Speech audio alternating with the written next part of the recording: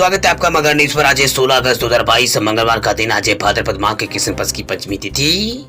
आज के दिन रक्षा पंचमी के आयोजन का विधान है। कई जगहों पर इसे रेखा पंचमी भी कहा जाता है। वास्तव में इसके आयोजन के पीछे ये धारणा है कि जो भी भाई किसी कारणवश रक्षाबंधन वाले दिन अपनी बहनों से राखी नहीं बंधवा पाए हैं, वो आज के दिन उनसे राखी बंधवा सकते हैं।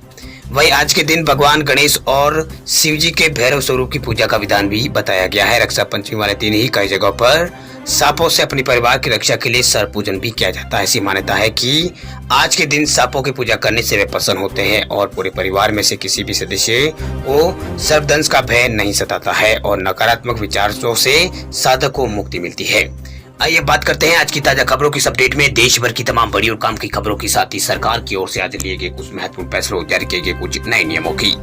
तो इस वीडियो को अभी से लाइक करें और चैनल को सब्सक्राइब करके घंटी के निशान को जरूर से दबा दें। चलिए आगे बढ़ते हैं आज की बड़ी खबरों की तरफ। तो देखिए, 5G सर्विस को लेकर पीएम मोदी ने किया है बड़ा ऐलान। हाई स्पीड इंटरनेट का इंतजार देश में जल्द होगा खत्म। प्रधानमंत्री नरेंद्र मोदी ने आजादी के 75 साल पूरे होने के अवसर पर 15 अगस्त को लाल किले से देश को संबोधित किया। इस दौरान पीएम मोदी ने देश में 5G सर्विस की शुरुआत को लेकर भी बड़ा ऐलान किया। प्रधानमंत्री मोदी ने कहा कि 5G का इंतजार जल्द खत्म होने वाला है। पीएम मोदी ने अपने भाषण में देश की जनता को संबोधित करते हुए कहा कि 5G सेमीकंडक्टर मैन्युफैक्चरिंग और ग्रामीण क्षेत्रों में ऑप्टिकल फाइबर केबल से हम डिजिटल इंडिया की मुहिम को जमुनी स्तर पर ला रहे हैं। वे पीएम ने made in India technology solution पर भी जोर दिया। उन्होंने ये भी कहा है कि डिजिटल इंडिया हर क्षेत्र में बड़े बदलाव लाने वाला है। वही पीएम ने कहा कि सेमीकंडक्टर का प्रोडक्शन 5G नेटवर्क्स और ऑप्टिकल फाइबर शिक्षा और स्वास्थ्य के साथ साथ आम लोगों की जिंदगी को बदलने वाला है। पीएम मोदी ने आगे कहा है कि मोबाइल से डिजिटल पेमेंट और सेमीकंडक्टर मैन्युफैक्चरिंग के साथ साथ हम समय के उन बदलावों को देख रहे हैं जिन्हें होने में एक युग यहाँ पर लग जाता है। वह प्रधानमंत्री मोदी ने देश की जनता को संबोधित करते हुए ये भी एहसास दिलाया कि हमारे आसपास डिजिटल बदलाव हो रहे हैं। उसने पॉलिटिक्स के साथ साथ इकोनॉमी और सोसाइटी की नई परिभाषा भी तय की है।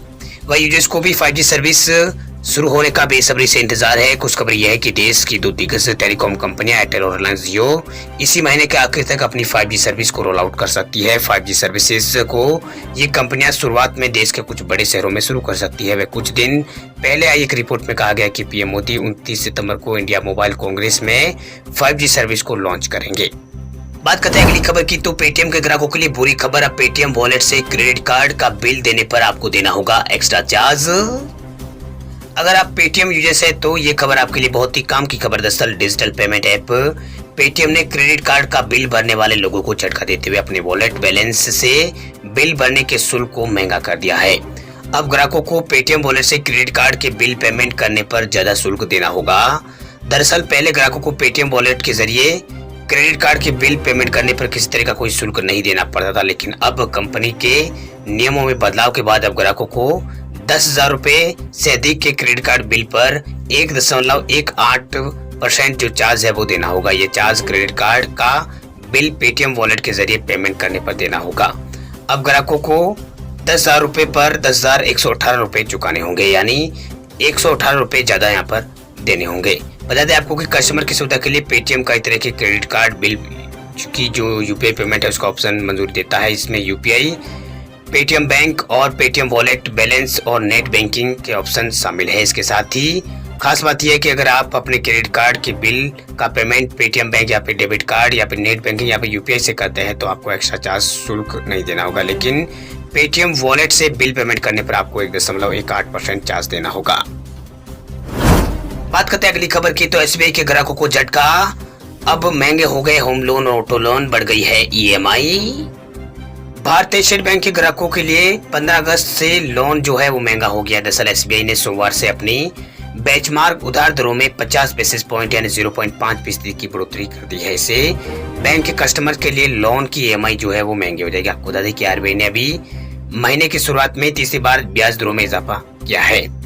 दरअसल बैंक की ऑफिशियल वेबसाइट के मुताबिक बाहरी बेंचमार्क आधारित उधार दर यानी ईबीएलआर और रेपो लिंक्ड उधार दर यानी आरआरएल में 50 आधार अंकों की यहाँ पर वृद्धि की गई है, जबकि फंड की सीमांत लागत आधारित उधार दर जो एमसीएलआर में बढ़ोतरी अभी अवधि के 20 आधार अंक है।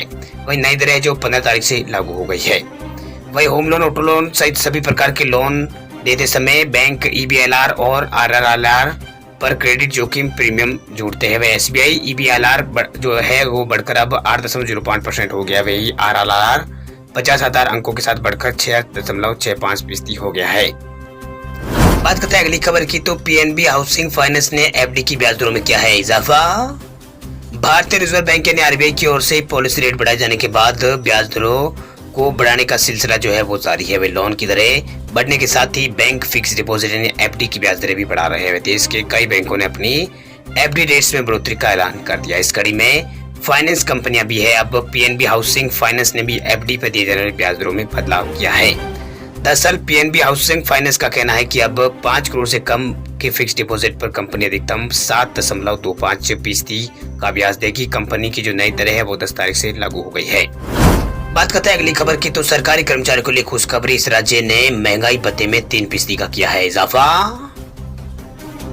गुजरात सरकार ने अपने कर्मचारी और पेंशन भोगियों के महंगाई भत्ते में 3% की वृद्धि की घोषणा की है। यह वृद्धि 1 जनवरी 2022 से मान्य होगी, यानी कर्मचारी और वेतन भोगियों का एरियर बढ़ेगा। उसका लाभ 9.38 लाख कर्मचारी और पेंशन भोगियों को मिलेगा। वही महंगाई भत्ते का भुगतान 3 हिस्सों में किया जाएगा। पहली किस्त अगस्त 2022 के वेतन के साथ, दूसरी किस्त सितंबर 2022 के वेतन के साथ और तीसरी किस्त अक्टूबर के वेतन के साथ दी जाएगी। वही महंगाई भत्ते में इस बढ़ोतरी से राज्य सरकार पर सालाना करीब 1400 करोड़ रुपए का वित्तीय बोझ बढ़ेगा। वही महंगाई भत्ते में वृद्धि की घोषणा राज्य के मुख्यमंत्री भूपेंद्र पटेल ने 15 अगस्त को ध्वजारोहण के बाद की। वैसे पहले यहाँ पर मई में महंगाई भत्ते में 2% का इजाफा किया गया था। गुजरात के अंदर ये वृद्धि पिछले साल जुलाई से लागू मानी गई थी और इसका भुगतान 2 किस्तों में किया गया था। ये भत्ता 7वें वित्त आयोग के तहत बढ़ाया जा रहा है। बात करते हैं अगली खबर की, तो राज्य में प्रतियोगी परीक्षाओं के लिए मिलेगी मुफ्त कोचिंग, CM ने किया है ऐलान। प्रतियोगी परीक्षाओं की तैयारी करने वाले छात्र छात्राओं के लिए बहुत ही अच्छी खबर। दरअसल सरकार द्वारा आजादी की 75वीं वर्षगांठ पर युवाओं को प्रतियोगी परीक्षाओं की तैयारी के लिए मुफ्त कोचिंग और प्रोत्साहन भत्ता देने का ऐलान किया गया है। हालांकि ये सुविधा जो है फिलहाल केवल झारखंड के छात्रों को ही उपलब्ध होगी।